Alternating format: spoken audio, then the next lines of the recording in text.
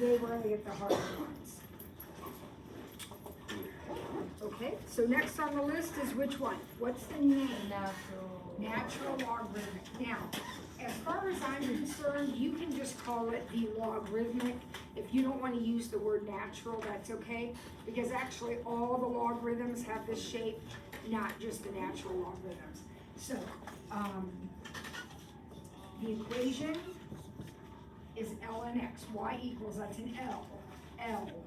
Ln x. And this is your logarithmic function.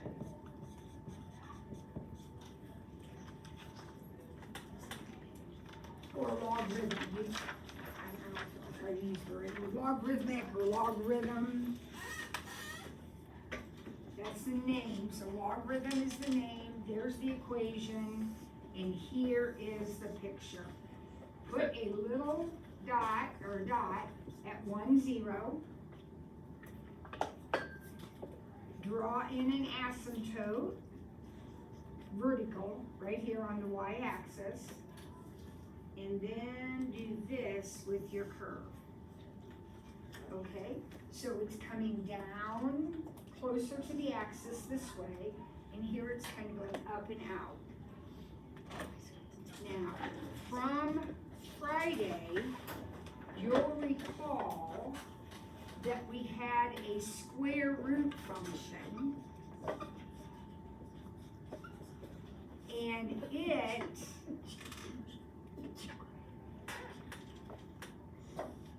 had that same basic kind of shape, right?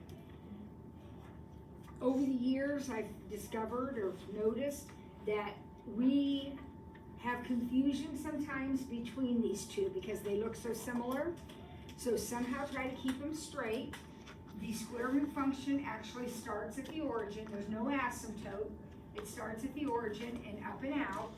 This has the up and out shape, but it has an asymptote at 0. It continues on down. This one does not. This one starts right here. See the difference between them? Try to keep those two straight. Two things. Number one, can logarithmic, it has to start at a point that's not the origin? Yes. Okay, and then number two, is that an L or an I? That's an L. Ln. Okay. Now we have our sine function. And the equation for the sine is sin x. Looks like sin, but we call it sine. S-I-N-E, but the abbreviation is S-I-N. This is one of your trigonometric functions. Remember SOHCAHTOA, sine, cosine, tangent. This is sine. And here is what it looks like. This is really, really important. Put a dot at the origin. Make a hill and make a valley.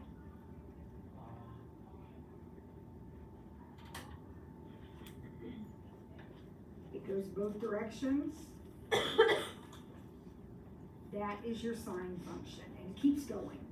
It keeps going up and down, up and down, up and down. So the sine curve looks like this.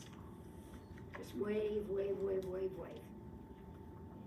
Important. Did you put Start at the origin and go up first and then down.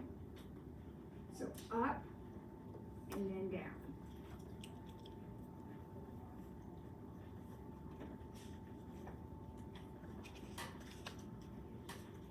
Now, the cosine, which is the next one, the cosine looks very, very similar. The abbreviation for the cosine is COS, X.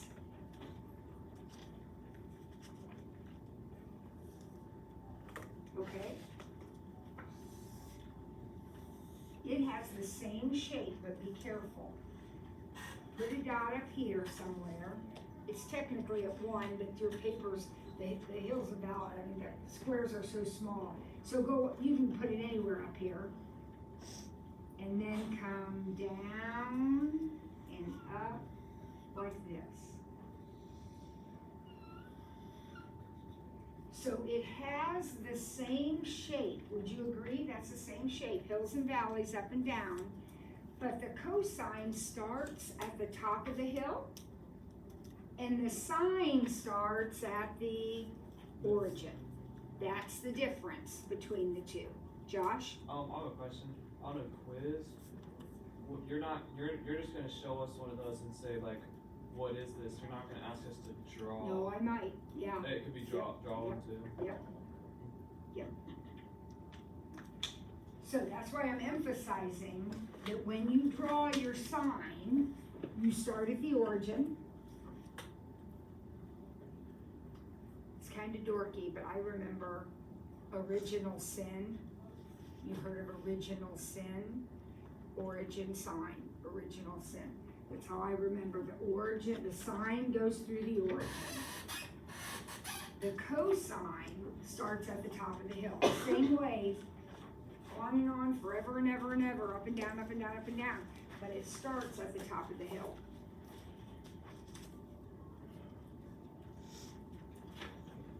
Okay.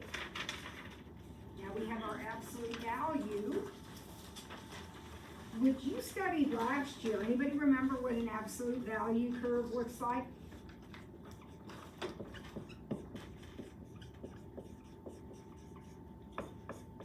Right there is what it looks like.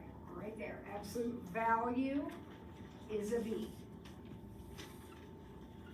At the origin, just like that. And equation is y equals absolute value x.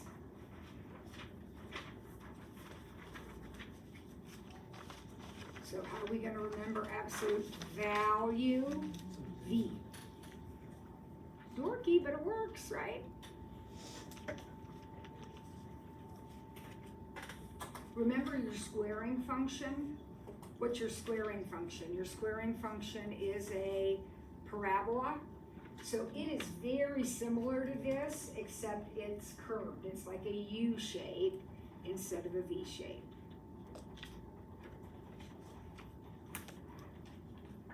Now, my absolute least favorite of the whole wide world is the greatest integer.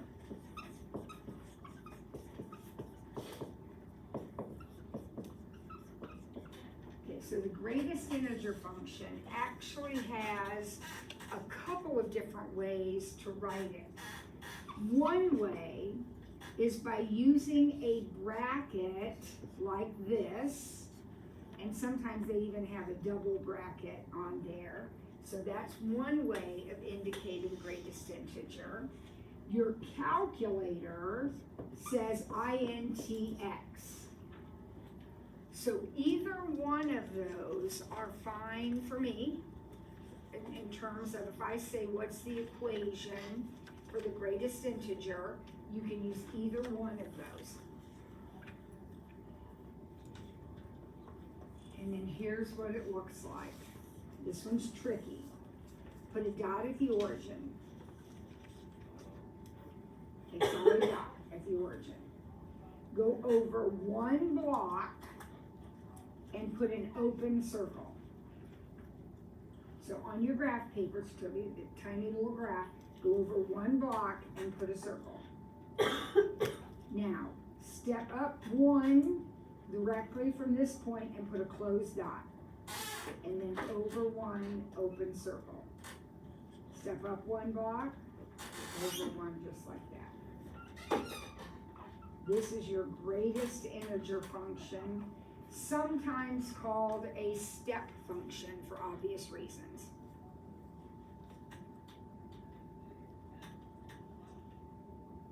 As yucky as it is, it actually has use in the world.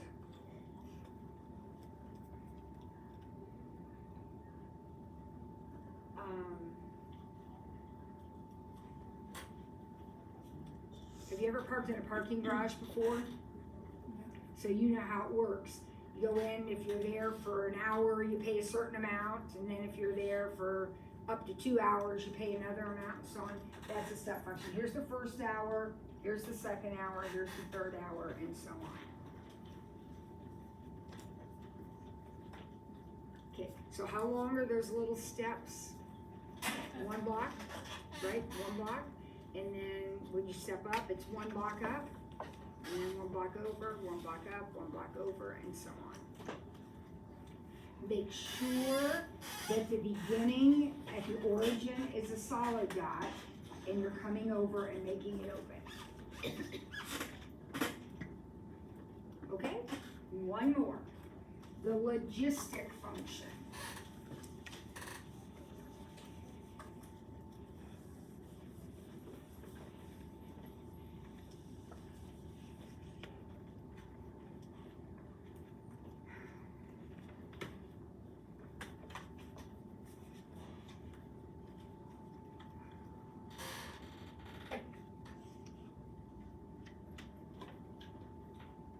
The logistic function, let me give you its picture and then I gotta figure out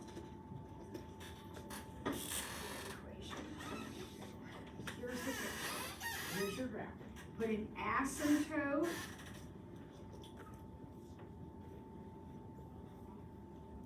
across the x-axis there.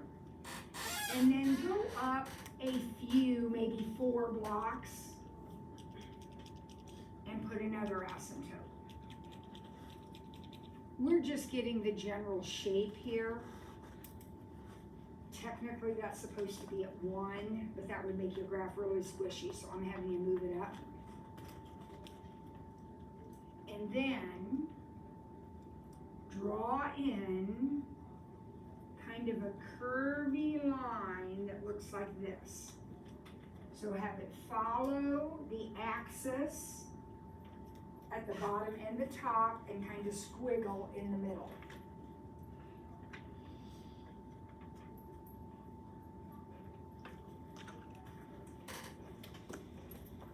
All right, everybody see that? See that squiggle in there? It's not a straight line, and it's trapped in between the asymptotes, so it's never going to go outside of the asymptotes. This is your logistic function. So y equals 1 over 1 plus e to the negative x. Get it all straightened out? Yeah, Mr. Brown's stuff in there right now.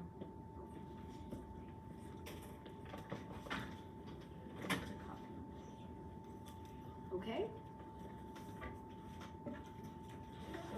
So now you should have all 12 of them. You should have the name, which is on the paper actually, and then you should have an equation and a picture for each one.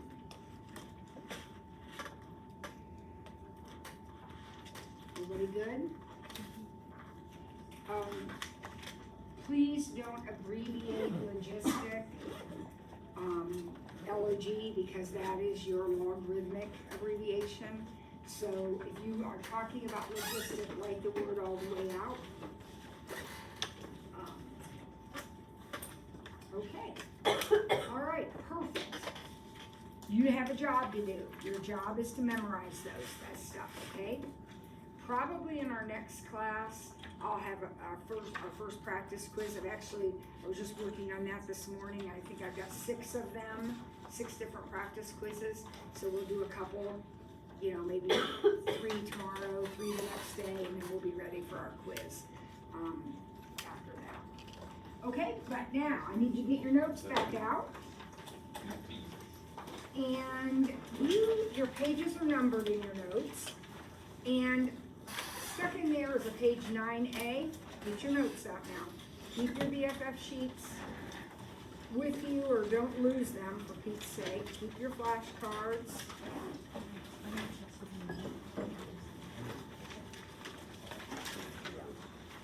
And we're on page 9A. This is a little bit of review before we jump in and continue on page 10 with our regular notes. So 9A is a little bit of review. So first thing, everybody should be able to do this.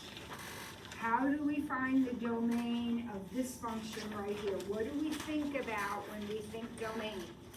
You just took a quiz over this, guys. We say x cannot be 2, right, because of the denominator. And x plus 1 has to be greater than or equal to 0. So x is greater than or equal to negative 1. That's a two-part answer because this particular problem has a radical and a denominator, right? And we have issues with both of those things. All right, what about the second one? What about problem B? What's your domain here?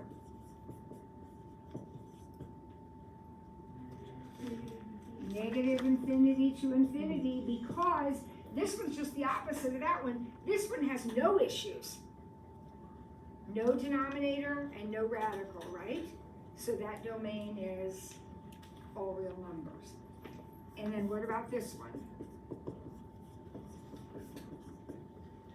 Greater than or equal to 0. So 2x minus 5 has to be greater than or equal to 0, which means 2x is greater than or equal to 5, and x is greater than or equal to 5 halves. Everybody okay with that review? Okay, then we got some asymptote and whole review. So let's look at the first problem. Your job is to find all the asymptotes and wholes. Okay.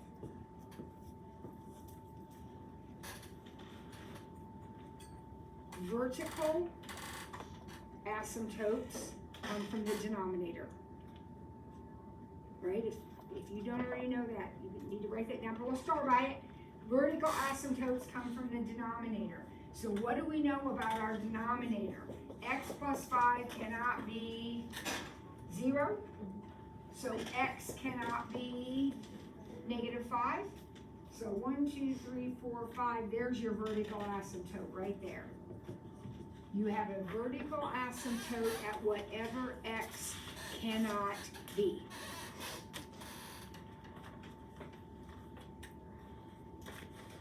Who remembers how to get horizontal asymptotes? Would you say, wouldn't it just be 2x over x? It would be. And what happens when we put 2x over x? 2 over 1. It's 2 over 1, which is just 2. Y equals 2.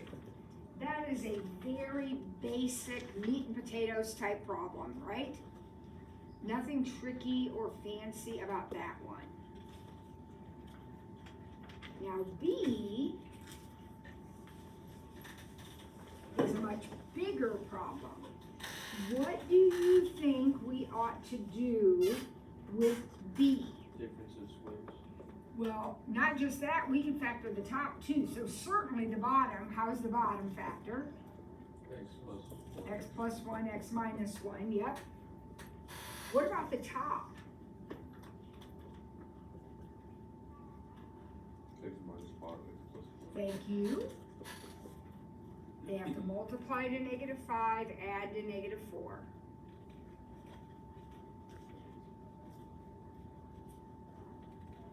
What do you notice? You can cancel. Oh boy, what does that mean in terms of my problem? There's a whole. There's a hole, so this is what I'm going to be graphing. But I am going to also have to figure out this hole. The hole is a point, has an x and a y. Anybody remember where the x comes from? We find the x first. Where does the x come from? A 1 or negative It comes from the factor that canceled. So since x plus 1 canceled, the whole is going to be at negative 1, always the opposite. When you plug -1. And then I plug negative 1 back into right here.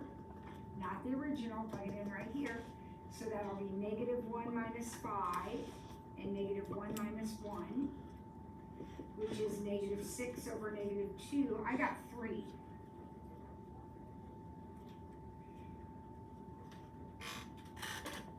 So in my picture, at negative 1 comma 3, there is an open circle, a hole, a gap. There's a gap in the picture there. Now, what about asymptotes? So look right here, look at your simplified problem. Do we have any asymptotes? Where's the vertical? X equals 1. Verticals come from the denominator, so x equals 1.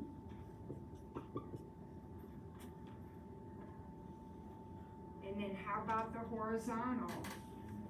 It's y equals 1, yep.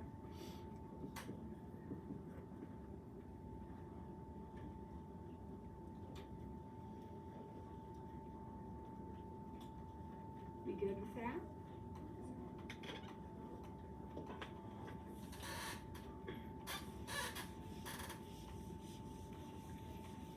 Okay, all this is review, folks. Hopefully this is jogging your memories since you've had a weekend to forget everything.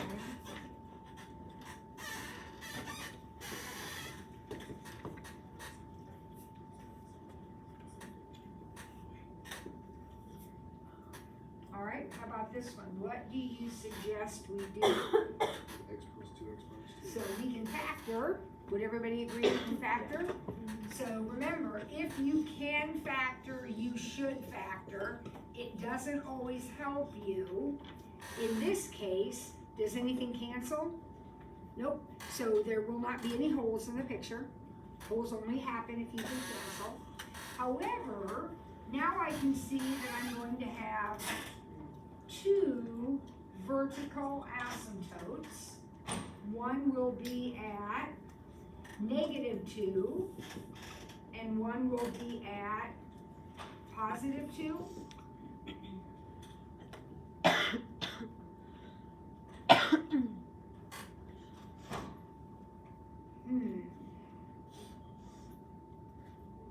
What about horizontal though? This one's a little bit different because why? Square. One is squared and one is not. So remember, the only way you can box them in is if they are matching. So how do I handle that? They don't match. How do I handle it? Put a 0x squared, yep.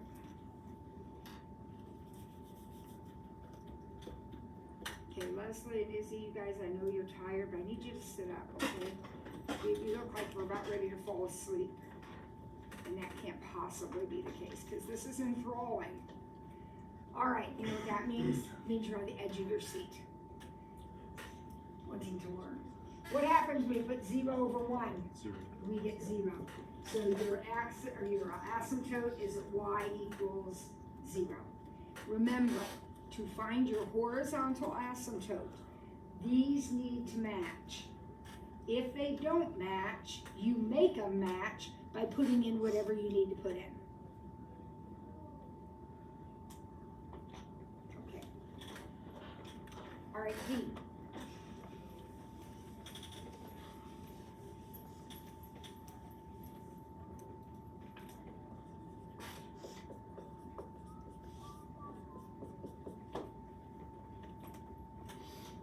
This is the same problem, but upside down, right?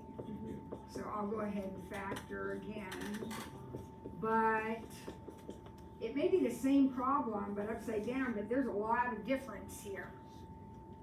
How many vertical asymptotes does this problem have? Just one, and it is at -1, x equals -1. Let's go back and look at the original. We have the same problem we had, they don't match. But this time, we're putting the 0 on the bottom to make a match. And wait a second, what is anything divided by 0? Anytime you have a 0 in the bottom, it means no horizontal asymptote, right? Write it right in the middle of the graph. No, I just did because I'm trying to get it on video.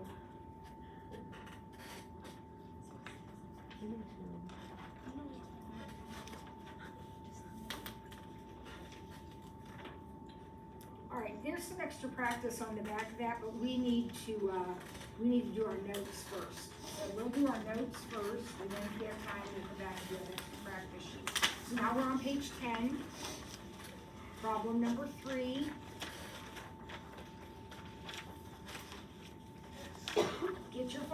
flashcards out, or your white sheet, I don't care which one you use for this, but you're gonna need it, because you are going to be sketching this.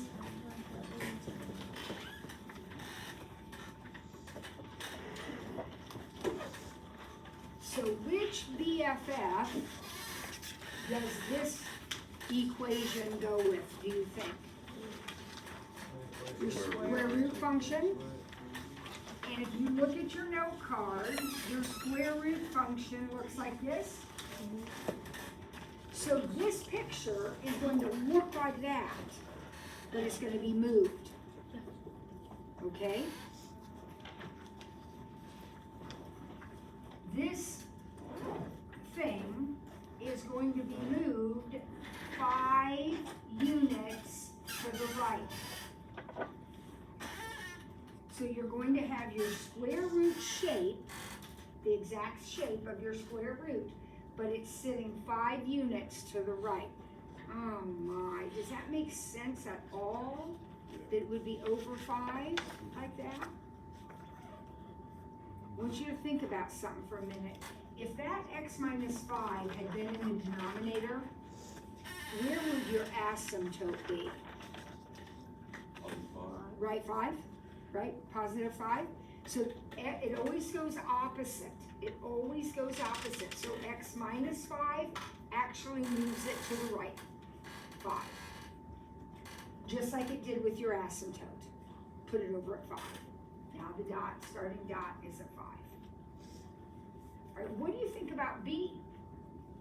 What shape is this one going to have? It's going to be an absolute value, which is what shape? V. A V. So we're going to start with our basic shape. I usually draw it over to the side just to remind myself. This is what an absolute value looks like. What do you think is going to happen to this one? It's gonna be a negative 1, we'll do B. Okay, so Jack says, and he's thinking, he's on his toes. He says, I think it's gonna go -1, it'll go over -1. And actually, it doesn't, and here's why. No, that's a great guess. Jack, there is a difference between this and this. If the 1 is inside with the x, like it was here, then it moves it left and right. So this one right here would be V'd exactly as you said, at -1, 0. That would be this one. When the 1 is outside of the x, then it moves up and down. So this guy right here, this guy is going to go up 1. So when you look at your equation, you have to pay attention to where the number is. Is it inside the problem? Is it inside the problem? Or is it tacked on the end? If it's tacked on the end, it's an up and down. Positive is up. If this had been a minus, it would go down. So you have a V right here at the point 0, 1. Please get in the habit of labeling either your starting point, which I didn't, or your vertex point here like this. Get in the habit of labeling that. Does everybody see the difference between how we handle this and how we handle this? Okay, we have to pay real close attention. Okay, so let's look at C. Is C going to be an up and down, or is C going to be a sideways? It's going to be up and down. Because it's not inside the e to the x part, it's just stuck on the end, +1. So I'm going to, just for fun, I'm going to remember what my e to the x looks like. My e to the x has a point at 0, 1. That's my normal picture. That's on my flashcard, should be. Now I'm taking that thing and I'm raising it up one, up one, up one. So that means this point isn't gonna be at 0, 1, this point's gonna be at 0, 2. You raise the asymptote. Everything goes up. So that asymptote is gonna come up to here. And then I can sketch in my curve.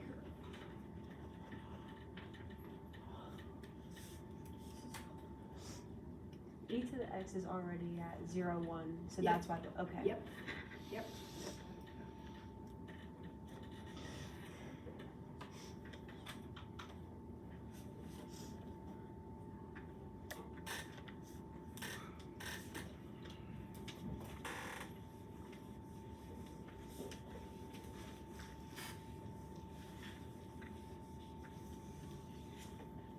All right, what shape do you think this one is going to be? These are all one of your BFFs.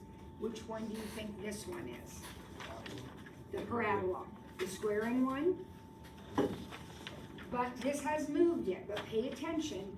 Is that +1 tacked on the end or is it inside the problem? Inside. And when it's inside, you move sideways, right? And you move the opposite way you would think. So +1 is actually gonna move us -1, yep. So here we are, here's -1, 0, and there is my parabola. Remember, the original parabola, kids, the BFF parabola, is at the origin. So if you move it left 1, now it's vertexed over here.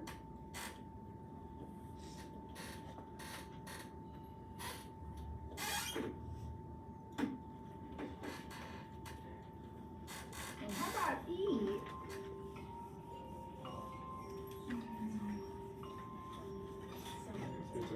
Is that going to go off? Problem E, is that the same BFF? Is it an x squared? So it's gonna be the same parabola, except what? You're going down. It's gonna be going down 1. See the difference between these two guys? See how one is inside the problem and one is tacked on the end? So this is gonna be your parabola, but now he's down here. Everything drops down 1, and he looks like that.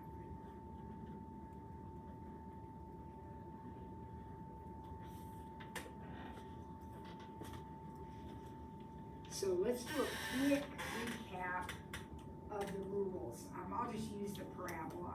So if we have,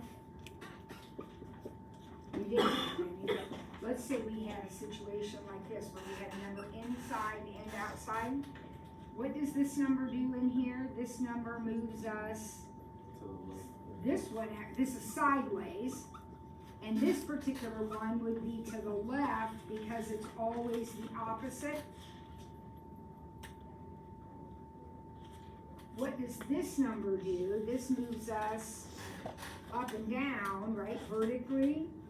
And if it's a plus, it's up. If it's a negative, it's down. So this guy would be shifted 1 to the left and 2 down. These are kind of the rules here. Opposite, sideways inside, sideways. This one would go left because it's opposite of +1. This number goes up and down. This one would go down because it's negative. Josh? So that one on the outside is not the opposite of that, No. it's just straight up like. Yep, either straight it's up the and same. down. Yep. If it's negative, it's down. Yep. If it's positive. Remember, they're only opposite when we're taking them out of parentheses. Okay, yeah. So that's in a parentheses, so it's gonna be the opposite. And that one we started with when we had the radical, this functions like a parentheses. It's not, I know, but it's a quantity. So that's opposite, that goes right 5. All right, so now we're going to just step this up a notch. We're gonna do the same thing, but we're going to graph what are called piecewise functions. So we're going to graph them in pieces. So if you look at the problem,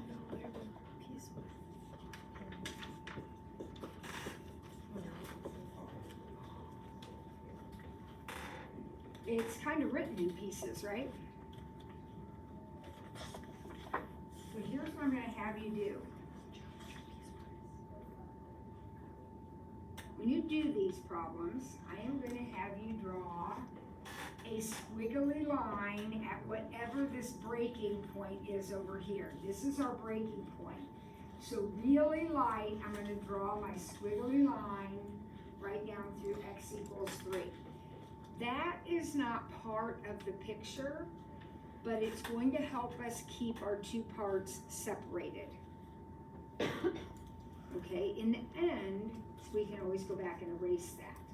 But a piecewise function is done in pieces, and the two pieces are split at whatever number this is. If you look at all the problems, there's a number over here, and that's where the split happens. All right, so here we go. First thing I'm going to do is I'm going to take my pink marker, and I'm going to graph this guy right here.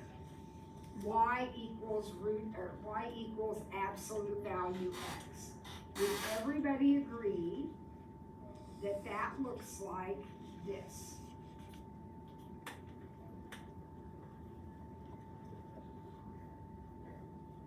Okay. Notice that I hit my squiggly right here. So I'm going to put a dot right there.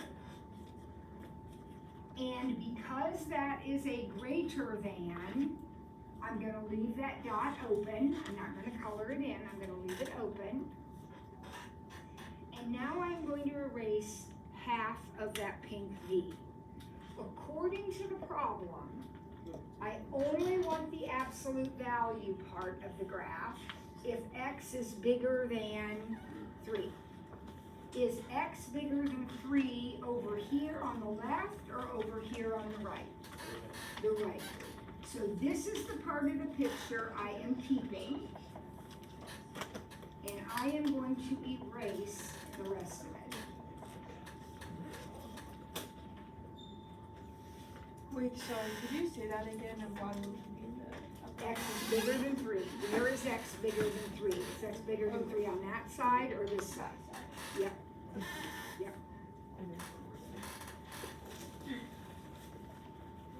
Now I'm going to take my blue marker and I'm going to sketch my nice little parabola. Because that's what x squared looks like. Would you agree with me?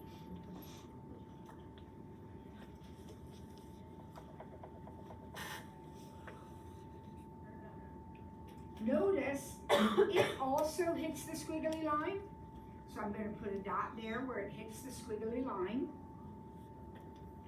And this time I'm actually going to fill that dot in because it's an or equal to. So I'll color that dot in. And now I'm going to erase half my picture. Now, the part I want to keep is right here. So which part am I keeping? This is what I want to keep. Am I going to keep the left or the right? I'm going to keep the left and erase the right. Where is x less than? This is 2, 1, 0. Isn't this where x is less than 3? Yeah. So just look at the arrow. Yeah. Keep the way the arrow is pointing. So keep the left, erase the right. So now I'm going to take out my squiggly line. We do a lot of erasing in this. I'm going to take out my squiggly line, and there is my picture. It's in 2 pieces, piecewise function. If you had like a parabola that was really skinny and didn't overlap that line, but did Do they have to It overlap? always will. A Okay. parabola always will, because it can be really skinny, but as it goes up, it's going out, so eventually it's gonna hit that line. Whatever, not overlap. Um, Would it be wrong if you like made your problem more like wide instead of up and down? Yes, and here's why, Jake. If X is 3, then Y has to be 9. Do Okay. you see what I'm saying? Oh, So yeah. that point has to be up here at 3.9. Okay. And I'm not picky about it. On your picture, it could be at 3.7 or something, but yeah, it has to be above there. Okay. So kind of pay attention to what should my Y value be? Well, X squared should be 9. Okay. All right, let's try the next one. I know these are hard, you guys. These are a little bit tricky. I know they are. This will be our last one probably.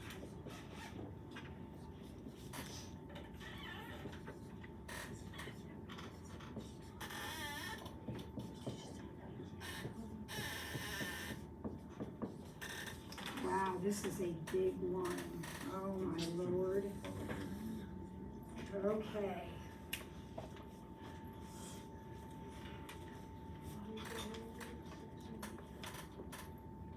So when we put a squiggle at 0 answer. Exactly, Mackenzie. Look at you. She says I need a squiggly at 0 and at 2. Why does she need a squiggly in both places? Because remember, this is where the squiggly goes.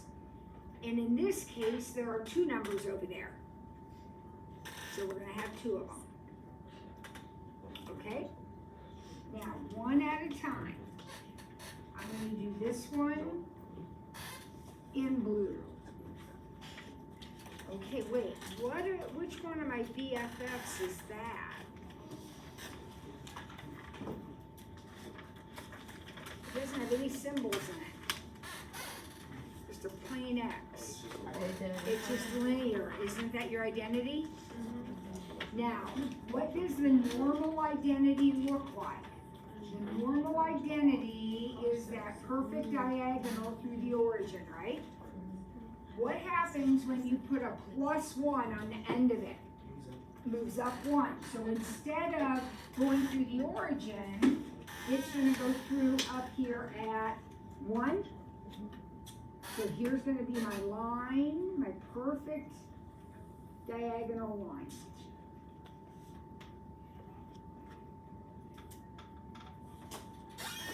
Did everybody agree with that?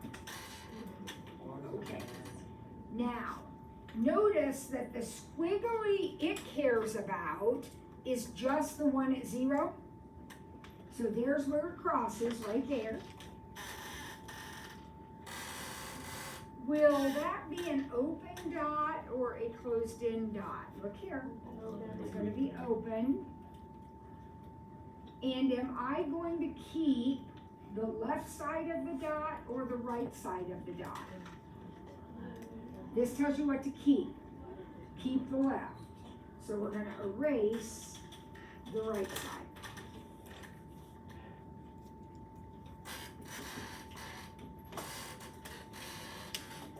There is the first piece of your function.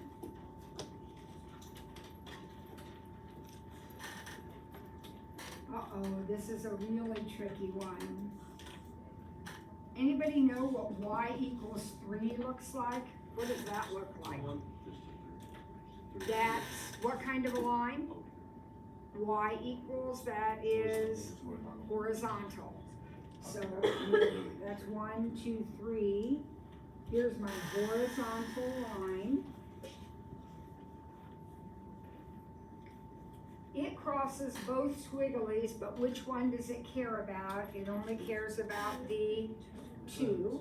So I'll put an open dot there where it crosses the 2. Open or closed? Open. Which side am I keeping? Am I keeping the left or the right? Look at the arrow. Keeping the right, so we're going to erase all this.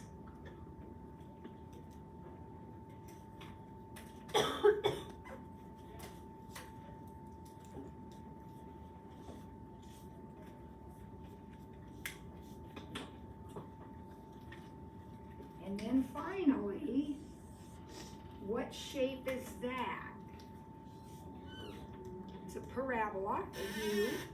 And Edmund Lou, we haven't like added or subtracted, so it's right here at the origin, right?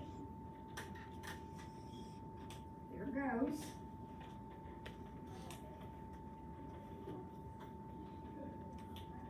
This one, again, crosses both squigglies, just like the other ones did, but this time we care about both. Would you agree with me? Because of this right here. And not only that, but both of them will be colored in.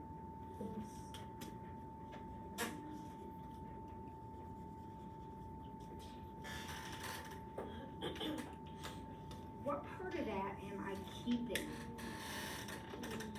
Just the part in the middle. Just the part in the middle. Look at this, doesn't this say in between 0 and 2? So I'm keeping that little piece, I'm getting rid of this, and I'm getting rid of this. Now I'm gonna go in, I'm gonna go ahead and erase my squigglies. You don't have to, you can leave them. If you want to, you can leave them. Is there a way to put full piecewise into a graphic calculator? Yes.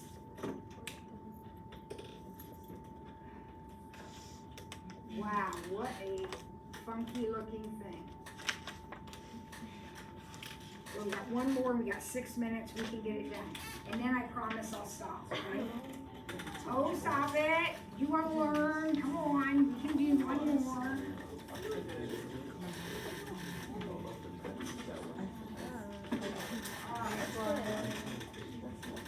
Why don't you see how far you can get by yourself with this guy? How many squigglies is he gonna have? One. And where's it gonna be? At 0.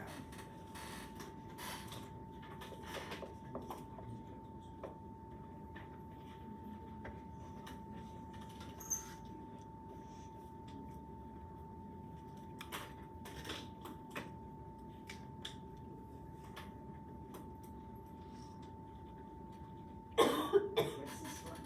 X minus 2. Linear. It's linear. And instead of going through the origin like it's supposed to, it's gonna be down 2.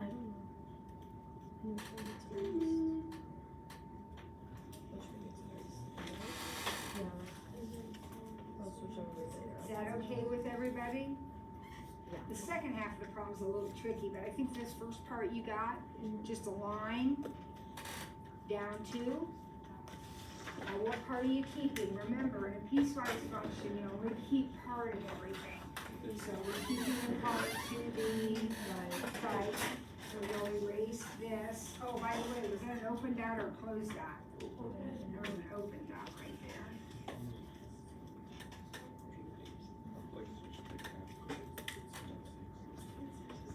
Alright, so what's 3x?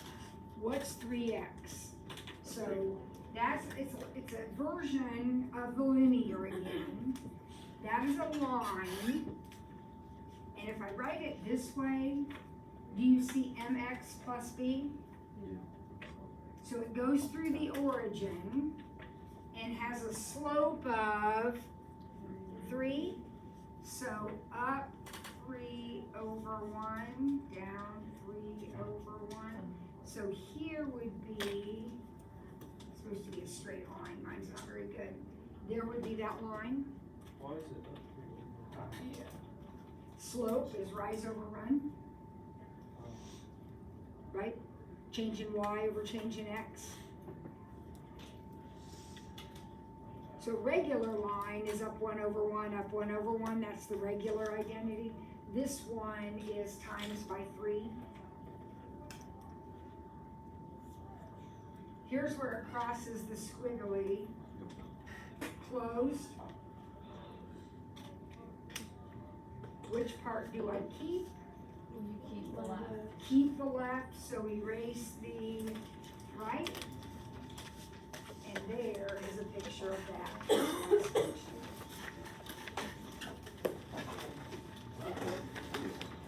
And now I will stop.